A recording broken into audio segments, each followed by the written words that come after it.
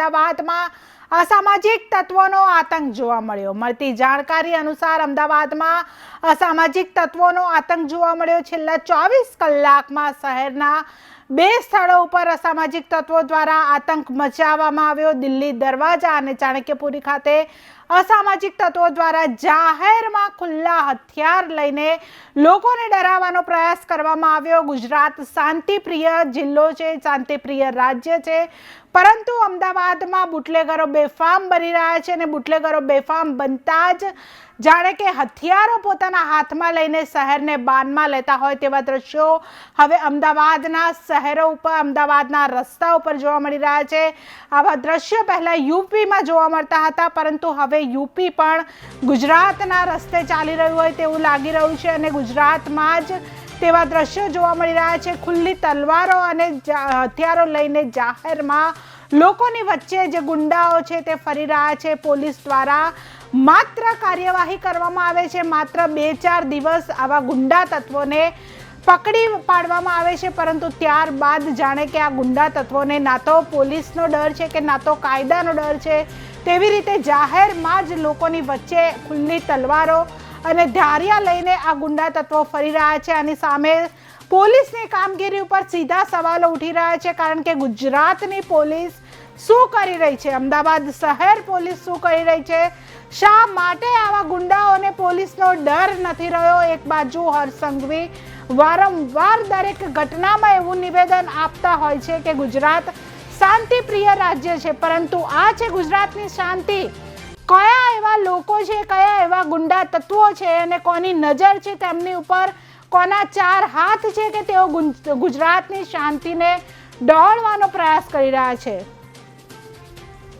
છેલ્લા 24 કલાકમાં 2 અલગ અલગ સ્થળો ઉપર અસામાજિક તત્વો દ્વારા આતંક મચાવવામાં આવ્યો છે। ચાંદલોડિયા બાદ દિલ્હી દરવાજામાં પણ અસામાજિક તત્વો દ્વારા આતંક મચાવાયો છે। હથિયારો લઈને જાહેરમાં જ જે ગુંડાગીરી છે તે કરતા લોકો વિડીયોમાં કેદ થયા છે। શું ગુજરાત પણ યુપી બિહારના રસ્તે જઈ રહ્યું છે તેવા અનેક સવાલો હાલ ઊભા થઈ રહ્યા છે। એક જ રાતમાં 2 અલગ અલગ જગ્યાઓ પર અસામાજિક તત્વો દ્વારા આતંક મચાવાયો છે।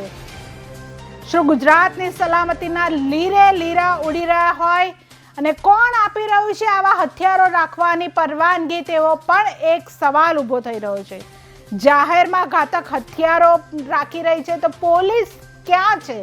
કારણ કે પોલીસ દ્વારા કહેવામાં આવે છે કે અમે સતત પેટ્રોલિંગ કરીએ છીએ, પરંતુ અત્યારે અમદાવાદ શહેર પોલીસ ક્યાં છે, ક્યાં ગયું તેમનું પેટ્રોલિંગ, તેવા અનેક સવાલો ઊભા થઈ રહ્યા છે। કારણ કે ગુજરાત એક શાંતિપ્રિય રાજ્ય છે અને શાંતિપ્રિય રાજ્યમાં કોણ આ શાંતિ ડહોળવાનો પ્રયાસ કરી રહ્યું છે?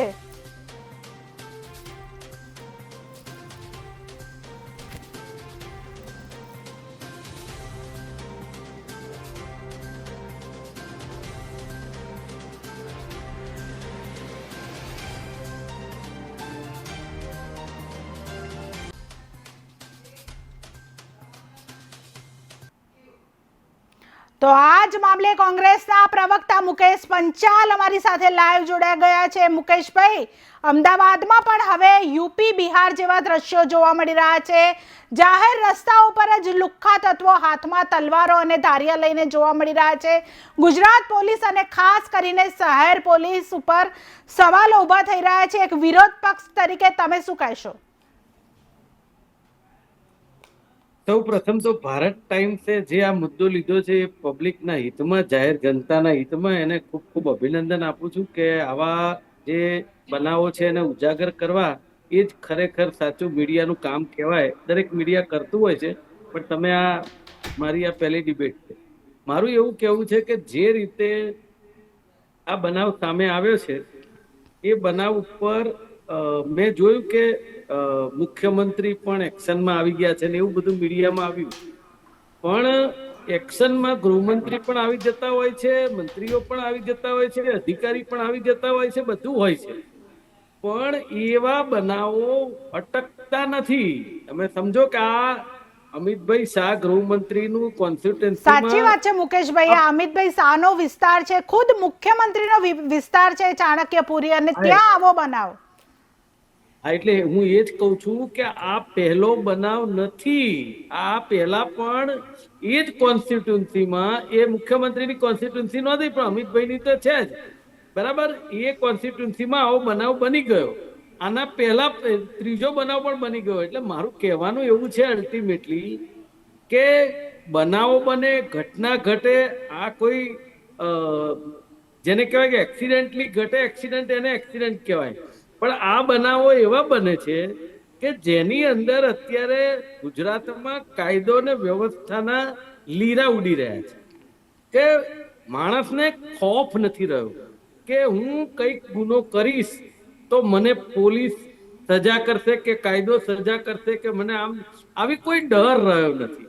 અને તમે પોલીસ સ્ટેશનોમાં તપાસ કરશો ને મીડિયાની રીતે, તો કેટલીક જગ્યાએ પોલીસ પ્રોટેક્શન માંગેલી અરજીઓ પણ આપેલી છે આપણા પશ્ચિમ વિસ્તારમાં. આ એ સરકાર છે કે સેલિબ્રિટી કંગના રાણાવતજીને એસપીજી તાત્કાલિક આપી દે, પણ જો સામાન્ય માણસે અરજી આપી હોય કે મારી ઉપર આવું કંઈક થવાનું છે, તો એના માટે કદાચ એ પાછી પડે છે. આ તાદસ્ય મારી સામેનું છે, મને ખબર છે.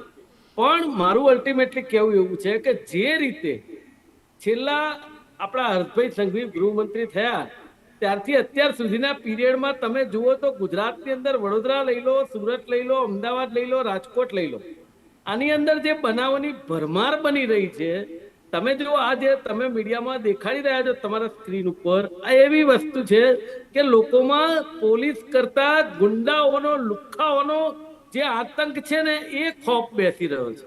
તો શું મને એવું લાગે છે કે આ ગુજરાતનું મોડલ લઈ અને આપણે દેશમાં જઈ રહ્યા છીએ એવું ચોખ્ખું દેખાય છે. અને તમે એક બાજુ કહો ગુજરાત શાંતિપ્રિય, બીજી બાજુ નવરાત્રી આવી રહી છે. તમે સમજો નવરાત્રીની અંદર ગૃહમંત્રીને આવીને એવું કહ્યું કે આખી રાત બધા ખેલૈયા રમી શકશે, પણ તમે સુરક્ષા પૂરી પાડવામાં સક્ષમ છો કે નહીં એ વાત તો કરો. એ તો થઈ શકતી નથી. અને થઈ બોલવામાં તો કોઈને કઈ વાંધો જ નથી, પણ આવીને મુકેશભાઈ, કહેવામાં કઈ દરેક વાંધો. વખતે હર્ષ સંઘવી એવું નિવેદન આપે છે કે ચમરબંધી મેં છોડવામાં નહીં આવે, પરંતુ 2-4-5 દિવસમાં જામીન મળી જાય છે. ત્યારે અત્યારે એના જ લીધે એવું લાગે છે કે ગુજરાતના જે ગુંડા તત્વો છે એ બેફામ બનતા હોય. બેન, એ તમારી વાત ખૂબ સાચી છે. અને માત્ર આ બનાવને ટાંકીને નથી કહેતો, આના સિવાય અમદાવાદમાં જે ફરિયાદો નથી થતી એવી જગ્યાએ પણ અત્યારે જુદી જુદી જગ્યાએ ખૂબ મોટી ગુંડાગીરી ચાલી રહી છે. સોસાયટીઓમાં ખોફ છે કે આ એક વ્યક્તિ હોય એ દાદાગીરી કર્યા કરે ને એના માટે એના ઉપર જ બધા નભ્યા કરે. એ પરિસ્થિતિનું નિર્માણ પશ્ચિમ વિસ્તારમાં છે, આવનારા દિવસોમાં ઉજાગર થશે. પણ કહેવાનો મતલબ એવો છે કે હર્ષભાઈ સંઘવી જે વાત કરે છે ને, ચમરબંધીને છોડવામાં નહીં આવે. હું તો કહું છું કાયદો કાયદાનું કામ કરે, પોલીસ એની ચાર્જશીટ કરે, અને પછી તો ન્યાયાલયના હાથમાં હોય છે એટલે પોલિટિકલ રીતે એ આવું કહેશે, મને ખબર છે. પણ ચમરબંધી પેદા કેમ થાય છે એની ઉપર પોલિટિકલ મંત્રી કે અધિકારીઓની જવાબદારીનો ભાગ છે. આ ભાગ જે બનાવ બની ગયા પછી ન્યાયપાલિકાનો હોય, પણ બનાવ બની ગયા પહેલા જે એટમોસ્ફિયર, વાતાવરણ, જે ગુજરાતનું ને અમદાવાદનું કે ભાવનગર, સુરત, રાજકોટનું હોવું, એ વાતાવરણ એવું ન હોવું જોઈએ કે જેનાથી આ જે લુખ્ખાઓ, ગુંડાઓ કે જે લોકો છે એ લોકો પોતાની જાતને બોસ સમજે કે મને અહીંયા કઈ નહીં કરી શકાય, મારી પાસે 2, 5, 25 લાખ રૂપિયા છે, હું પૈસા આપીને છૂટી જઈશ. આ અથવા મારી કોઈ ઓળખાણ છે મુખ્યમંત્રીની કે ગૃહમંત્રીની અને હું છૂટી જઈશ, આ પરિસ્થિતિ જે છે એની અંદર ગુજરાત આજે બિહાર કે યુપી જેવું હોય એવું ધકેલાતું જાય છે. અને તમે જુઓ કે એવા પ્રજામાંથી પણ આ અવાજ ઉઠતો જાય છે. ભલે હું કહું છું કે તમે એને પેલું જે નવરાત્રીની વાત કરી અને પ્રજામાં તમે આવીને ટીવીમાં વાત કરો કે આખી રાત તમે રમી શકશો, કોઈ પ્રોબ્લેમ નથી, પણ મારા સાહેબ આ શબ્દ જ્યારે બોલતા હતા ને ત્યારે જેની આંખે જે લોકો તમારા ટીવીની અંદર મીડિયામાં જોતા ત્યારે લોકો હસતા હતા કે તમે વાત તો આ કરી શકો છો આવી, પણ સામે પ્રોટેક્શન શું? હવે એ તો આપણે માં અંબેને કહીએ, હું તો અંબાજીનો ભગત છું, કે એવો કોઈ બનાવ ના બને કે જેની અંદર આપણી ગુજરાતની પોલીસ સતર્ક છે. તમે સમજો ગુજરાતની પોલીસને છૂટો દોર જો આપવામાં આવે અને 1 મહિનાનો પીરિયડ આપવામાં આવે ને તો હું એવું માનું છું કે ગુજરાતની પોલીસ છે ને આવા લુખ્ખા ગુંડાઓને જબ્બે કરી શકે તેમ છે. પણ આ જે રીતે ભારતીય જનતા પાર્ટીનું શાસન ચાલી રહ્યું છે એની અંદર ભારતીય જનતા પાર્ટીના કેટલાક હોદ્દેદારો સામેલ હોય છે. એ લોકોનું પ્રોટેક્શન હોય છે ઉપરથી અને તરત જ એનો ફોન આવે. મેં પશ્ચિમ વિસ્તારના પોલીસ સ્ટેશનમાં અનુભવેલી વાત કરું છું કે ગુનેગાર માણસો એક જણની સામે 15-20 જણા આવી ગયા અને કોઈનો ફોન આવ્યો અને પીઆઈ ઉભા થઈને જતા રહ્યા અને કે તમે ચિંતા ના કરો, બધો ન્યાય થઈ જશે. આ પરિસ્થિતિ મેં જાતે જોયેલી છે. એટલે આ જે અત્યારે શાસન ચાલી રહ્યું છે, જે રીતે અધિકારીઓ કામ કરી રહ્યા છે, એ માત્ર ને માત્ર એક દેખાવ કે પોતાની ખુરશીમાં બેઠા છે અને એને જે કામ કરવું પડે કરે છે. બાકી જે પ્રમાણિકતાથી જે કામ થવું જોઈએ એ આજે ગુજરાતમાં નથી થઈ રહ્યું અને એની અંદર ખૂબ મોટો ભ્રષ્ટાચાર થઈ રહ્યો છે અને એના કારણે જ અધિકારીઓ પોતાની જાતને બોસ સમજી બેઠા છે. બાકી હું એવું માનું છું કે પહેલાના જમાનામાં, હું શાહપુરના અમદાવાદમાં જન્મેલો માણસ છું. આજે એ વખતે હું આ 85-90 ની વાત કરું છું. એ લોકો જયારે વાત કરે છે ને કે 30 વર્ષ પહેલા આમ હતું ને અત્યારે આમ છે, તો સાહેબ 30 વર્ષ પહેલા છે ને આપણા ઘરના બારણે પોલીસની જીપ આવીને ઉભી રહે ને તો એની આપણને અંદરથી ડર લાગે કે આ જીપ કેમ પોલીસની આપણા ઘરે આવી છે. ભલે એ બાજુવાળાના ઘરે આવી હોય પણ ડર બાજુવાળાને લાગે. કેમ કે ખોફ હતો કે ક્યાંક પોલીસમાં આપણને કોઈ ગુનો તો નથી થઈ ગયો ને. આજે ખોફ જે છે એ જતો રહ્યો છે ગુજરાતની અને શહેરની જે પબ્લિક છે એમાંથી. એ જતું રહેવાનું કારણ શું? કે જે મળતિયાઓને છાવરવાની વાત, ચૂંટણીની અંદર ગુંડાગીરીનો ઉપયોગ કરવાની વાત, એના કારણે આજે ગુજરાતની ના શહેરોની આ પરિસ્થિતિ છે. અવાજ તમારો નથી આવતો. તમારો બેન અવાજ નથી આવતો. હવે આવે છે મારો અવાજ? હા, હવે આવે છે.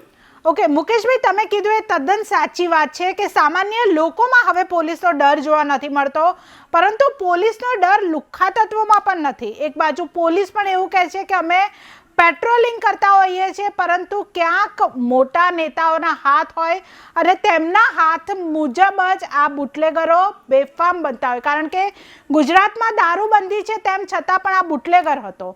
ચાણક્યપુરી વિસ્તારમાં તે બુટલેગર હતો અને રહેતો હતો, તો પોલીસ નહીં જાણતી હોય અને નેતાઓને પણ નહીં ખબર હોય કે આ બુટલેગર છે. અને આટલી બધી દાદાગીરી એની તમે જુઓ કે એની દાદાગીરી એટલી છે કે લોકોએ એને કીધું કે અહીંયા દારૂ પાર્ટી ના કરો, દારૂ પાર્ટી ના કરો એવું કીધું એટલે ભાઈને ગુસ્સો આવી ગયો અને ભાઈનો ગુસ્સો એટલો બધો વધી ગયો કે તે જાહેરમાં હથિયાર લઈને નીકળી પડ્યો. તો પોલીસને ખબર જ હશે કે આ આટલો બધો બુટલેગર છે અને તેની પાસે આટલા ખતરનાક હથિયાર છે. મુકેશભાઈ, જો એક વાત બેન તમ કહું કિંજલ, કે અત્યારે ગુજરાતની અંદર દરેક શહેર, તાલુકા, ગામડાઓમાં અને ટાઉનોમાં જે પોલીસ સ્ટેશન હોય ને એ દરેક પોલીસ સ્ટેશન વિસ્તારના પોલીસ અધિકારીને ખબર જ હોય છે કે કઈ જગ્યાએ દારૂ, કઈ જગ્યાએ બુટલેગર, કઈ જગ્યાએ વેચાણ, કેવી રીતે, આ બધી જ માહિતી હોય છે. અને આપણું આઈબી એટલું સતર્ક છે કે સાહેબ એક બોટલ અંદર ના આવે. જો અમદાવાદ કે ગુજરાતમાં જો પોલીસ ધારે અને રાજકારણીઓ ધારે, તો હું રાજકારણી કહું છું, સમજો. પેલા કોંગ્રેસના સમયમાં પણ દારૂ મળતો તો, હું એવું નથી કહેતો કે કોંગ્રેસની સરકાર હતી ત્યારે બધું બંધ હતું, પણ જે રીતે પ્રમાણ વધ્યું છે એક ડરનો માહોલ થઈ ગયો છે. અને અત્યારે હાલ તો પરિસ્થિતિ એવી છે કે જે રીતે તમે આ બતાવી રહ્યા છો દ્રશ્યો, કાલ રાત્રે પણ મેં જોયા હતા કે બહુ પેલા લોકોએ એવું કહ્યું, સામાન્ય માણસોએ, કે પોલીસને અમે ફોન કરીએ પોલીસ આવે નહીં, પોલીસ કલાકો સુધી ના આવે. આપણે માનીએ કે પોલીસ સ્ટેશન ચાણક્યપુરી, આ ચાણક્યપુરી વિસ્તાર છે ને, હા, તો ત્યાંથી ભટલોડિયા પોલીસ સ્ટેશન કઈ બહુ દૂર નથી. અને જો પોલીસની સતર્કતા હોય, કાયદો અને વ્યવસ્થા જાળવવાનો ભાગ, તો એને આવતા 5 મિનિટ લાગે કે 10 મિનિટ લાગે. એ લોકો એવું કહી રહ્યા હતા મીડિયામાં કે પોલીસ ટાઈમે આવી નહીં. હું એવું કહું છું કે ધારો કે આ તો પથ્થરથી કોઈને વાગી ગયું, પણ ધારો કે કોઈ એવા હથિયારથી હુમલો થયો હોય અને કોઈનું ત્યાં જાનહાનિ થઈ હોય, તો આનું જવાબદાર કોણ? બસ, કારણ કે ત્યાં તો પછી રાજકારણીઓ આવીને બે હાથ જોડે અને કે એના આત્માને શાંતિ આપે ને એને જે કઈ મદદ કરવાની એ કરે. પણ હું કહું છું આવા બનાવો બનતા અટકે એના માટે જે કઈ ઘટતું કરવું પડે એ તૈયારી કેમ આ સરકારની અને સરકારના અંદર નેતાઓની અને અધિકારીઓની નથી હોતી. વિરોધ પક્ષ જ્યારે વાત કરે તો એમ કે વિરોધ પક્ષ પાણીમાંથી પૂરા કાઢે છે. અરે ભાઈ, આ પાણીના પૂરા નથી, આ પબ્લિકની વેદના છે. અને હું તો પબ્લિક છે ને એને જ કહેવા માંગુ છું કે જે રીતે ભારતીય જનતા પાર્ટીના શાસકો આજે તમારી ડિબેટની અંદર ભાજપના પ્રવક્તા નથી, ખબર નથી કેમ નથી, પણ એ લોકો એમ જ કહે છે કે તમે ગમે તેટલું બોલો, પ્રજા અમને મત આપે છે ને. એટલે એનો મતલબ એ થયો છે કે આ ગુજરાતની અંદર પ્રજાને ગમે તેટલી મુશ્કેલી નડે, ગમે તે ગુંડાગીરી સહન કરવી પડે, ગમે તે બુટલેગરી સહન કરવી પડે, પણ છતાંય જ્યારે ચૂંટણી આવે ત્યારે ભાજપને તમે ચૂંટી કાઢો છો. એટલે એનો મતલબ એવો કે બધું સમૂહ સૂત્રું ચાલે છે. હું માનું છું કે ગુજરાતની જનતાએ વિચારવાનો સમય આવી ગયો છે કે દરેક વખતે બદલાવ જરૂરી છે. આજે એક ના એક તમે ચલાવી રાખો તો એ લોકોને ક્યાંય ડર ન લાગે. આજે 5 વર્ષે સરકાર બદલાય તો ખબર પડે કે આપણે કામ નહીં કરીએ, પબ્લિકનું ધ્યાન નહીં આપીએ તો ખરેખર આવતી વખતે આપણને મત નહીં મળે. આ જે ડર જે છે ને મતનો, એ ડર રહ્યો નથી ગુજરાતમાં. એના કારણે પરિસ્થિતિનું આ નિર્માણ થયું છે. મુકેશભાઈ, સાચી વાત છે. એક બાજુ ગાંધીનગરમાં પણ વિદ્યાર્થીઓ આંદોલન કરતા હોય છે ત્યારે પોલીસ કંઈક અલગ રૂપમાં જોવા મળતી હોય છે. એ આંદોલનકારીઓને ઢસડીને લઈ જાય છે, તેમને પકડવામાં આવે છે. બીજી બાજુ જ્યારે તમે પણ ખુદ એટલે કે કોંગ્રેસ પણ જ્યારે રસ્તા ઉપર ઉતરે છે ત્યારે તરત જ 2-5 મિનિટમાં જ પકડી લેવામાં આવે છે. પરંતુ અત્યારે જ્યારે આ લુખ્ખા તત્વો આટલો બધો આતંક મચાવે છે, તમે કીધું એ 100% સાચી વાત છે કે જો કોઈ સામાન્ય પબ્લિકને વાગ્યું હોત તો તેની જવાબદારી કોની રહેત. પરંતુ હજુ સુધી જ્યારે પબ્લિકે પણ એમ કહ્યું કે અમે પોલીસને ફોન કર્યો, પોલીસ આવી નહોતી, પોલીસ મોડી આવી, અને હવે હજુ પણ માત્ર 5 થી 6 લોકોની અટકાયત કરવામાં આવી છે. બાકી જે 15 લોકો સામે ગુનો નોંધાયો છે તેમાંથી કોઈને પકડવામાં નથી આવ્યા. હથિયાર કબજે કરવામાં આવ્યા છે, પરંતુ આ હથિયાર કબજે કરીને તે લોકોને કેટલા દિવસ સુધી રાખવામાં આવશે તે સવાલ હજુ ઊભો ને ઊભો જ છે. તમારી વાત 100% સાચી છે કે કોઈ જ્યારે વિદ્યાર્થીઓ કે જે બેરોજગારો કોઈ પોતાની માંગણી માટે આંદોલન પર બેઠા હોય તો એ લોકોની હાલત શું કરે છે અમે જોયેલી છે, તમે લોકોએ બતાવેલી છે, અને અમે તો તાદશ્ય જોયું છે. તો એ વખતે ઉપરથી જે તે વિભાગના મંત્રીનો આદેશ હોય, ગૃહમંત્રીનો, કે નાખી દો સાલાઓને પકડીને જેલમાં, ફરીથી આંદોલન કરવા ના જોઈએ. પણ જો એ જ એમની જે શૈલી છે એ ગુંડાગીરીને જબ્બે કરવા માટે જો આદેશ આપે તો હું માનું છું કે એમાં સામાન્ય જીવન જે છે, સામાન્ય જનતા જે છે એ ખુશી અનુભવે. પણ જે રીતે વિરોધ પક્ષ પણ આંદોલન કરે તો મેં જોયું છે કે એક ડર પેસે કે આજે વિરોધ પક્ષ કોઈ આંદોલન કરવા ન આવે કોઈ કાર્યકર્તા, એટલા માટે એમના ઉપર ખોટા કેસો કરી એમને ઉપાડી, અને હજી તો કોઈ ધરણા કે આંદોલન શરૂ ન થયું હોય એ પેલા મસ્ત મોટું પોલીસ બળ ખડકી દેવામાં આવે, મોટી બસો ખડકી દેવામાં આવે, અને પાણીનો મારો ચલાવતી બસો લાવી દેવામાં આવે. એટલે ખબર પડે કે ભાઈ આ તો પોલીસ પકડી જશે અને આંદોલનને કચડી નાખવાનો પ્રયત્ન કરવામાં આવે. પણ આવા સમયે આ બધા જ સાધનો ક્યાં હોય છે મને ખબર નથી પડતી. જ્યારે આ બનાવ બન્યો અને પોલીસને ફોન કર્યો, તમે 100 નંબર છે ને પોલીસનો, એ તો લાગતો જ નથી. આ તમારી સામે હું મારા ફોનમાંથી અત્યારે 100 નંબર કરું, 100 નંબર લાગતો જ નથી. હું એમ કહું છું કે જે સેવા છે એ સેવા માત્ર ઓનલાઈન વાતો છે. કેટલાયના ફોનમાંથી ફોન નથી લાગતા. આ લોકોનું જ કેવું છે ને લોકોએ અનુભવેલી વાત છે. પણ મને એવું થાય છે કે ધડ મૂળમાંથી સુધારાની ગુજરાતમાં જરૂર છે, એ દેખાય છે. હું એવું નથી કહેતો કે કોઈ સરકાર બદલી નાખવાથી કે કોઈ બીજા આવવાથી સારું થઈ જાય, પણ જે રીતે 30 વર્ષથી શાસન ચાલી રહ્યું છે એટલે નિંભર તંત્ર થઈ ગયું છે. તમે કોર્પોરેશન લઈ લો, સરકારનો કોઈ વિભાગ લઈ લો, કે ગૃહ ખાતું કે પોલીસ ખાતું લઈ લો, કે સામાન્ય પોલીસ સ્ટેશન નાનું લઈ લો, દરેક જગ્યાએ ભ્રષ્ટાચારે માજા મૂકી છે. હા, એ લોકો કરી શું શકે? તમે કીધું કે આ આંદોલનો કચડી શકે, અને બીજું જો તમે હેલ્મેટ ન પહેર્યું હોય તો એને રોકી શકે, અને ટ્રાફિકના 4 રસ્તા ઉપર જો કોઈ બેલ્ટ ના પહેર્યો હોય તો એને વચ્ચોવચ્ચ ઉભો રાખીને ટ્રાફિક જામ થાય એ રીતે પોલીસ એની પાસેથી દંડ વસૂલી શકે. પણ એ જ પોલીસ જો બાજુમાં ઊભી હોય ને આ રીતે બુટલેગરો કે બેફામ ગુંડાઓ આવ્યા હોય તો એ પોલીસ નજર ચુરાવી જતી. ખરેખર પોલીસ જવાનની એ ફરજનો ભાગ છે કે એટલીસ્ટ પબ્લિક છે, પબ્લિકને ખબર ન પડી કે પોલીસને કેવી રીતે બોલાવાય કેવી રીતે નહીં, તો એ પોલીસમેન છે ને, કેટલાક પોલીસમેન મેં જોયા પણ છે કે એ લોકો સહકાર આપે છે અને તરત જ એમના જે રિસોર્સિસ હોય એનાથી પોલીસ બોલાવીને જનતાને મદદ કરે છે. એવા પોલીસમેન પણ મેં જોયા છે. પણ જે ગણતરીના અમુક જે 10% લોકો હોય છે ભ્રષ્ટાચારી, એના લીધે આખું તંત્ર બદનામ થતું હોય છે, અને એના ઉપર સરકારે અત્યારે ખૂબ જ ગંભીર રીતે વિચારણા કરવાની જરૂર છે. નહીતર આવનારા દિવસોમાં એક બળવાના એંધાણ થશે, પબ્લિકમાંથી એક અવાજ ઉઠશે કે જે રીતે આ ચાલી રહ્યું છે તંત્ર ગુજરાતનું, એ તંત્ર બરાબર નથી ચાલી રહ્યું, એ દેખાય છે.